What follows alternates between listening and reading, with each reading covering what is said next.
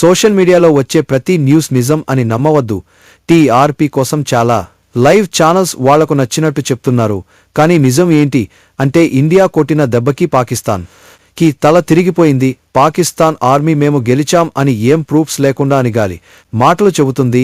కానీ రీసెంట్గా మన డీజీఎంఓ ప్రెస్ మీట్ పెట్టి ఆపరేషన్ సింధూర్కి శాటిలైట్ గ్రూప్స్ ఫొటోస్ కూడా చూపెట్టింది. ఇండియా పాకిస్తాన్ని చిత్తుగా ఓడించింది అని. ఇప్పుడు రీసెంట్ ఇండియా పాకిస్తాన్లోని న్యూక్లియర్ సైట్ని కూడా నాశనం చేసింది.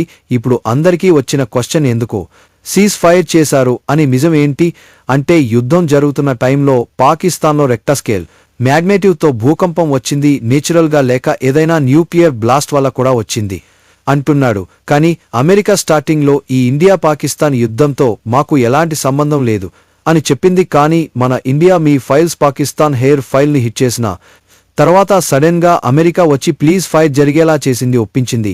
ఒక ట్వీట్ కూడా వేశాడు సీజ్ ఫైర్ చేయడం వల్ల లక్షల ప్రజల ప్రాణాలు కాపాడం అని. కానీ ఏ యుద్ధంలో అయినా సరే లక్షల ప్రజలు చనిపోయే అవకాశం లేదు. ఒకవేళ అది న్యూక్లియర్ వార్ అయితే తప్ప అయినా. తర్వాత వెంటనే అమెరికాకి చెందిన న్యూక్లియర్ డిటెక్టర్ 5 పాకిస్తాన్ పైన కనిపించాయి.